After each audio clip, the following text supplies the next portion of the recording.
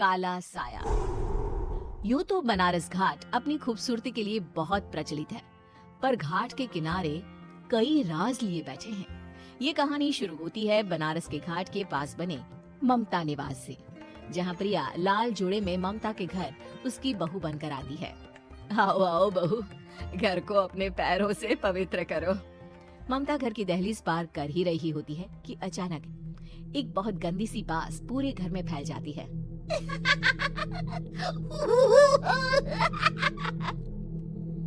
ये बदबू और ये आवाजें, ये कौन हंस रहा है माँ?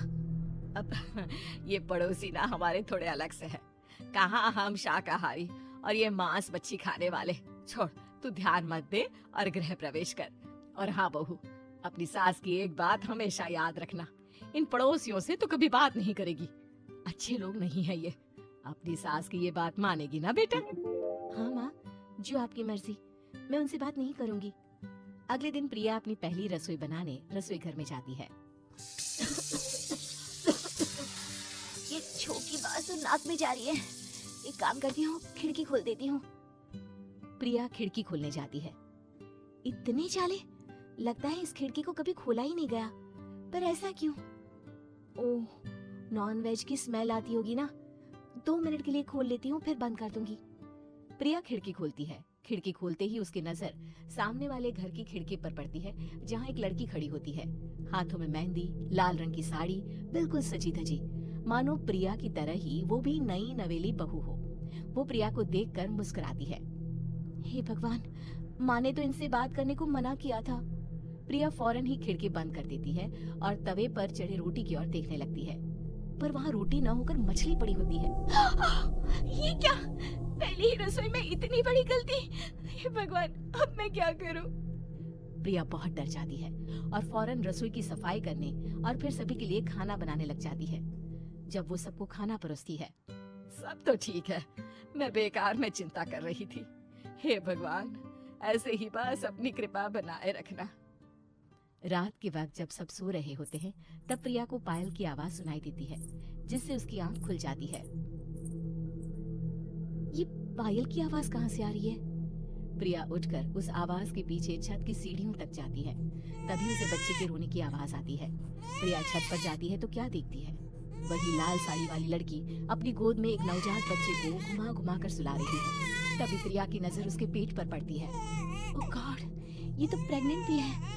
सुनिए, बच्चा सो नहीं रहा है क्या? मैं कुछ मदद करूं? नहीं नहीं, आपके घर वालों को अच्छा नहीं लगेगा, मैं संभाल लूंगी। स्नेहा की गोद से बच्चा हाथ मारकर प्रिया की गोद में आने को छटपटाने लगता है। दोनों घर अगल बगल में बने होने के कारण प्रिया उस बच्चे को गोद में ले लेती है। प्रिया के पास आते ही वो सो जाता है। बच्चे का वो स्पर्श रात भर प्रिया भूल नहीं पाती और अगली सुबह वो छत पर कपड़े सुखा रही होती है।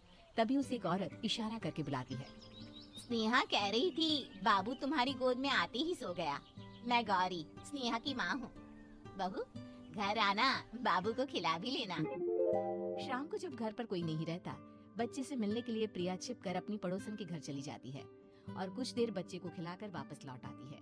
इसके कुछ दिन बाद ही प्रिया को पता चलता है कि वो माँ बनने वाली है। ममता की खुशी का ठिकाना नहीं रहता। माँ जी, पता नहीं क्यों उल्टी आ रही है। प्रिया भागती हुई वॉशरूम में जाती है तो हरी और लाल रंग की उल्टी करती है। उस उल्टी में से कीड़े निकलते हैं। ये क्या? खून और ये कीड़े! माँ! माँ! प्रिया की आवाज सुनकर ममता दौड़कर आती है, पर बेसिन में कुछ नहीं होता। प्रिया हक्की बक्की रह जाती है। ये सब क्या हो रहा है? प्रिया घबरा जाती है और अपने कमरे में जाकर सो जाती है। डर के कारण वो इतनी थक जाती है कि उसकी आंख लग जाती है। तब उसे ऐसा लगता है उसके पेट पर मानो कोई बैठा हुआ हो। कौन हो? प्रिया के पेट पर एक 5 महीने की बच्ची बैठी हुई थी, जो बुरी तरह जली हुई थी। माँ, तुम ही मुझे लाई ना अपने पेट में? मैं तुम्हारी माँ नहीं हूँ। कौन हो तुम? माँ, देखो मैं जल गई बुरी तरह से। 6 महीने पेट में रहने को भी मुझे नहीं मिला। सिला दो ना माँ। बचाओ! बचाओ! माँ! ममता दौड़कर कमरे में आती है। प्रिया की बातें सुनकर वो सब समझ जाती है। तू कहीं बगल वाले घर में तो नहीं जाकर आई ना बहू? मुझे माफ कर दो, मैं गई थी माँ। उस घर में सब मरे हुए हैं बहू। कई साल पहले स्नेहा उस घर में बहू बनकर आई थी। कुछ ही दिन में वो एक बच्चे को जन्म देने वाली थी। पूरा घर बच्चे के आने की खुशी में खोया था कि एक दिन अचानक उस घर में आग लग गई। सब बुरी तरह जलकर मर गए। गौरी आज भी दादी बनने का इंतजार कर रही है और इसीलिए स्नेहा ने अपना अजन्मा बच्चा तुम्हारी कोख में डाल दिया। ममता ये कह रही होती कि पीछे से उसके पैरों को एक बच्चा पकड़ लेता है। दादी दादी। माँ, स्नेहा की गोद में यही बच्चा था। ये बच्चा कौन है फिर? तेरी मौत है। तेरी भी दादी। जिस जिसका ममता को डर था वही हो गया। ममता निवास के ऊपर मौत ने चादर बिछा दी थी। प्रिया का पेट ऐसे बढ़ जाता है मानो 9 महीने का हो। 2 हाथ उसके पेट से बाहर निकलते हैं। बहू, संतोष को फोन कर, किसी पंडित जी को बुला बहू। प्रिया का पति भागता हुआ घर आता है। ये तो होना ही था माँ। तेरा बाप तेरे सामने आ गया तो तू सह नहीं पा रही है। स्नेहा घर में आग लगी नहीं थी, माँ ने लगाई थी प्रॉपर्टी की लालच में। और वो बच्चा मेरी पहली पत्नी का बच्चा है, मेरा बेटा, जो कि उस आग की चपेट का शिकार हो गया था।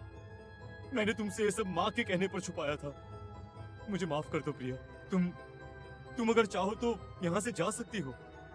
मैं तुम्हें किसी भी बंधन में रखना नहीं चाहता। मेरी शादी हुई है आपसे, मैं आपको छोड़ नहीं सकती, पर उससे पहले हमें स्नेहा, उसकी माँ और बच्चे की आत्मा की शांति करवानी होगी। संतोष और ममता गौरी के घर जाते हैं। अंदर सब कुछ जला हुआ होता है। जमीन पर जली हुई लाशें बिखरी हुई थी। ममता रो रो कर अपनी करने की माफी गौरी से मांगती है। प्रिया स्नेहा के घर वालों का अंतिम संस्कार करवा देती है और ममता निवास फिर से आत्माओं के साए से मुक्त